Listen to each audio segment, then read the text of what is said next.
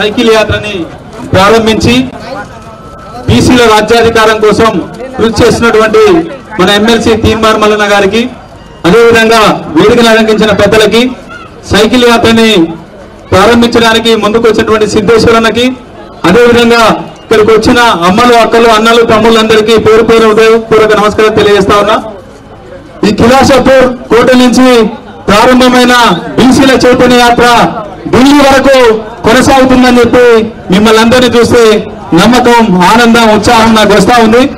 ఎందుకంటే ఎవరైనా ప్రభుత్వం అధికారంలోకి రాకముందు మన ఊర్లలో, గ్రామాలలో కోడి కూయక ముందే మనల్ని లేపి జెండాలు మన భుజాన పెట్టి మనల్ని అన్ని రకాల పార్టీలకు, పార్టీ సమావేశాలకు, కార్యక్రమాలకు మనల్ని ఉత్సాహపరుస్తున్నటువంటి నాయకులు తీన్మార్ మల్లన్న గారు ఎమ్మెల్సీగా పోటీ చేసిన తర్వాత నిమ్మకు నీరెత్తినట్టు ఏ ఒక్కరు కూడా మా ఎలక్షన్ కాదన్నట్టు ప్రవర్తించరు.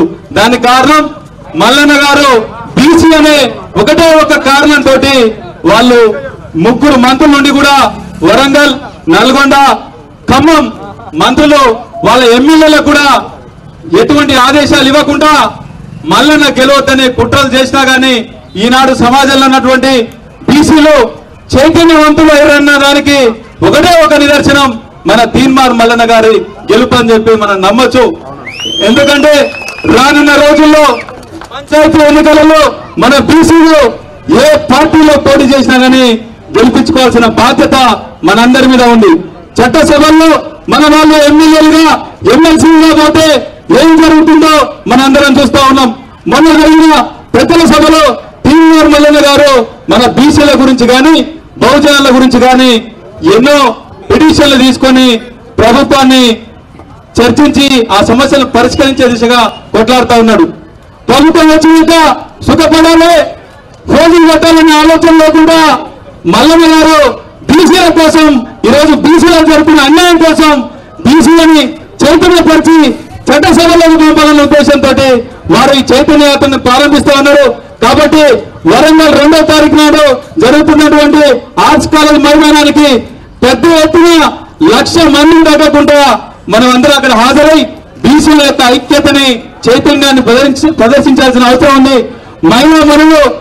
మహిళలు ఝాన్సీ లక్ష్మీబాయిని ఆదర్శంగా తీసుకొని మీరందరూ ఉద్యమించాల్సిన అవసరం ఈ వరంగల్ జిల్లాలో ఉంది. ఎందుకంటే ఈ రోజు మన పిల్లలకు ఉద్యోగాలు రాకుండా, మన పిల్లల నోటికాడ కుడులు లాగేసుకున్నటువంటి జీవో ఏదైతే ఉందో ఈడబ్ల్యూఎస్ ని రద్దు చేసే వరకు ఈ యాత్ర ఆగదు. ఈ యాత్ర తెలంగాణ 119 నియోజకవర్గాలలో కొనసాగుతుంది. ఈ ఉద్యమాన్ని ఎవరు ఆపలేరు. కాబట్టి మా వాటా ఏదో మాకు ఇవ్వండి, ఎలక్షన్ల ముందు ఇచ్చినటువంటి 42% రిజర్వేషన్ పక్కాగా ఇస్తే మా జాతుల జీవితాల్లో, కుటుంబాల్లో వెలుగు నింపుకునే పని మేము చేసుకుంటాం. కాబట్టి మీరు ఈ నిర్ణయాన్ని తీసుకోండి. జై మల్లన్న, జై బీసీ.